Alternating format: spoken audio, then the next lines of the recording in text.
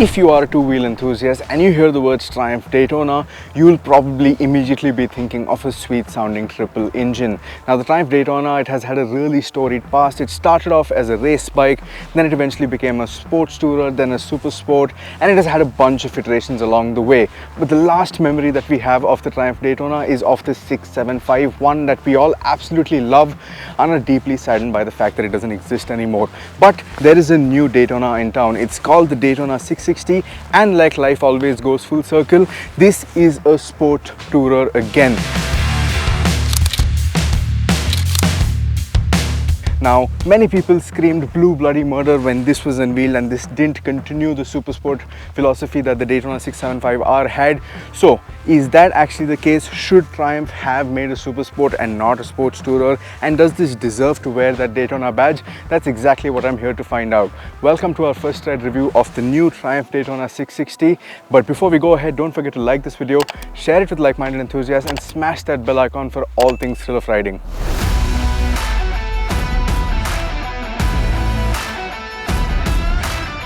Now the Triumph Daytona 675 was pure drop-dead gorgeous. It was so sharp, so properly a super sport, and it looked like it could also belong in an artisan's tool shed, something that can be used to cut really intricate stuff. It looked that sharp and that committed to the super sport stance. The Daytona 660, on the other hand, has a very sports tourer approach. It's sharp in some places, but overall the look is that of a more laid-back, more something that you could take on longer distances than to the racetrack kind of design to it. Now, if you look at the overall design, it will have some resemblances to the original 675 that we all love.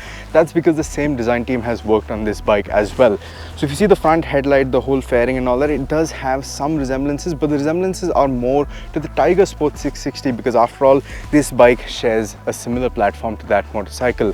Now, as you can see, this has these nice panels that covers the engine. You have this very similar tail unit to the Trident and the Tiger Sport 660 with these grab handles and the tucked under tail light as well. The tank is muscular, it's broad, and it allows you to grip very nicely as well.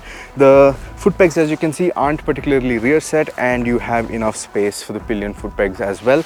And this seat is not raked all the way up, so the likelihood of you being able to carry a pillion is a lot higher with this motorcycle. Now, I must say this red color scheme is really gorgeous, and two places that I stopped along the way to the shoot, both places people walked up to me and told me just how beautiful this motorcycle looks. Now, granted, this doesn't look like the Daytona 675R or the 675 for that matter, but it does have a very nice identity of its own. What do you think of the styling? Do let me know in the comment section down below. Now let's talk about that 660cc motor that has been plonked in this Daytona 660. Now that name and that 660 moniker sounds familiar because it's the same engine that does duties on the Trident 660 and the Tiger Sport 660. But in this Daytona, it is in an angrier state of tune. To that end, it makes around 93 odd bhp at 11,250 rpm and 69 Nm of torque at 8,250 rpm, which is around a 7 to 10% gains in power and torque over the state of tune on the Trident and the Tiger Sport 660. Now that does give this bike a little more character, because one of the major complaints I had with the Trident and the Tiger Sport is that it's the sort of engine that you will quickly get used to and maybe even quickly outgrow. But to that end, this feels a little more pokey, it feels a little more angry. The throttle response is a little sharper and a little more jolty, so you need to get used to that. It's an experience to be had, but bear in mind, this is nothing like the previous Daytona, and it's not meant to be. It's meant to be a sport tourer, and to that end, it does a great job. Sitting on the highway at between 100 and 120 kmph is effortless in 6th gear. That engine is made to a 6-speed gearbox, which is tactile. It is very precise, and the engine in itself is very tractable with how the gearing has been laid out. So to that end, you can almost always carry 2, maybe even 3 gears higher than you should be. So there have been times where I'm coming out of a corner in traffic or something along those lines, 30 kmph, I'm in 6th gear, and you just gently roll on the throttle and it will slowly start to pick up speed. It won't judder, it won't resist you not wanting to make a few downshifts. But one complaint I do have over here. Now, the Daytona 660 has an optional accessory for a quick shifter, but it's not available as standard fitment.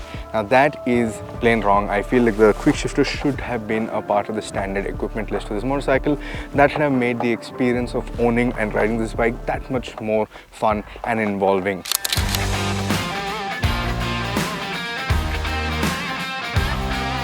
Now all that tractability means that the power band of this motorcycle is very wide. So you have enough shove down low, you have a lot of poke in the mid-range, and once you cross 7,000-8,000 RPM, there's another surge of power that will keep you entertained there as well. Now bear in mind, this is not super sport levels of top end power where as soon as you cross 9,000 RPM, it's going to just fly and leave you behind. It's not like that. It's very controllable, it's very manageable, and for the kind of bike it's aiming to be, it's very nicely done.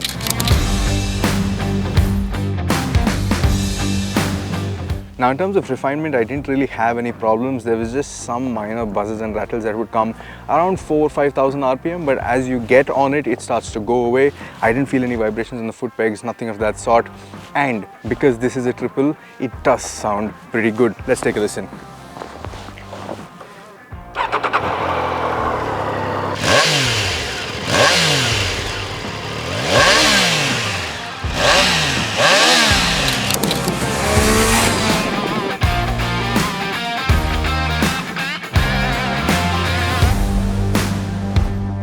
Let's talk about the ride and handling of this motorcycle, because that's where things get a little interesting over here. So now this runs a perimeter frame, something that Triumphs are known for, and the perimeter frame, it hangs off of Showa SFF big piston. So that's essentially separate function big piston forks at the front and a Showa monoshock at the rear. Now the only adjustability you get in the entire suspension setup is the fact that the rear monoshock is adjustable for preload. Apart from that, there's no adjustability and it is as you get it. Now the stock setup is one that is really plush, it's very forgiving, and it is one that actually handles our roads pretty well. Good roads, bad roads, it stays pretty composed, and only if you're really belting it on some really bad roads is when the bike will get unsettled. But these minor construction joints on the bridges, some minor potholes and all that, it will handle pretty well. If you are riding 2-up, make sure you adjust the preload, because the only time I had a problem with the clearance of the bike is when I was riding with a pillion. Both of us are on the heavier side, and over a speed breaker, it grazed ever so slightly.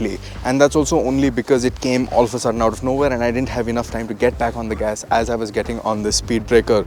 But now the downside to this really plush ride quality is handling. Now don't get me wrong, the handling is not bad. It's a very sharp motorcycle for what it is. It tips into corners really well, it holds the line really well, and gets out of the corner very well as well. It's not super sport sharp. I'm sorry for constantly bringing that reference up, but with that Daytona badge it's hard not to. But the soft plush ride does get in the way of high speed cornering, and this is something you might feel especially on a racetrack when you need to get on the brakes and really set yourself up for a corner. The front will dive a fair bit, so a stiffer setup for track use will be appreciated. But considering this is not the kind of bike you're going to be finding on the track too much, I don't think that's much of an issue.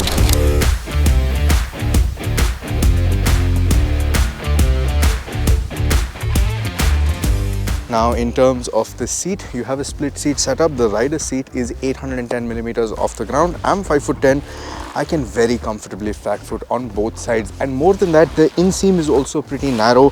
There's not much jutting out or coming in the way or anything fouling with your legs, so you can get a pretty good stance on the ground. The foot pegs are a little rear set, but not too much and not too high either, and you're reaching out to a fairly wide handlebar, one that will put a little pressure if you're riding incorrectly or riding for too long, but it's not something that's ridiculously low that's going to make you have a bad back in no time.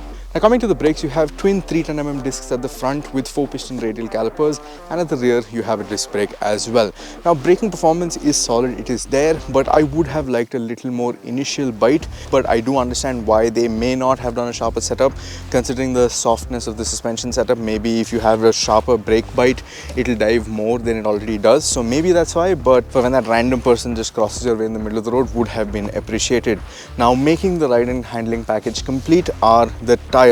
You have Michelin Power 6 tires both at the front and the rear. You have a 120 section tire at the front and a 180 section tire at the rear. Now Michelins are generally tires that we all love, and this is no different. It can handle hard cornering, it handles the road really well, there's very little road noise, and that along with the suspension make for a really good ride.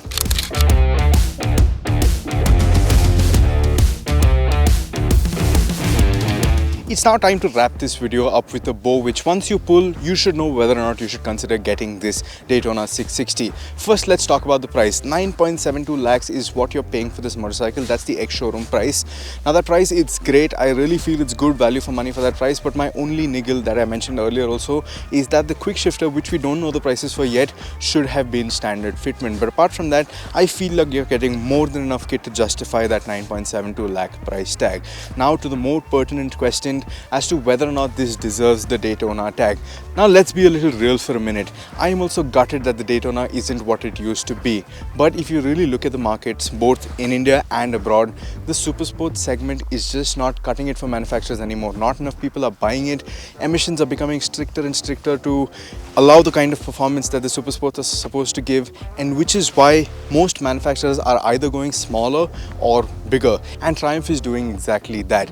Now they're not wrong in slapping the sports tourer tag on the Daytona, because the Daytona for a good amount of time was a sports tourer, and a very good one at that. It's just that you and me have the very different image of the Daytona etched in our hearts, and getting that out is going to take a little getting used to. But the Daytona 660, if you look at it as a sports tourer, should help in doing that pretty quickly. What do you think about this motorcycle? Let me know in the comment section down below. That's been it for this review. As always, thank you for watching.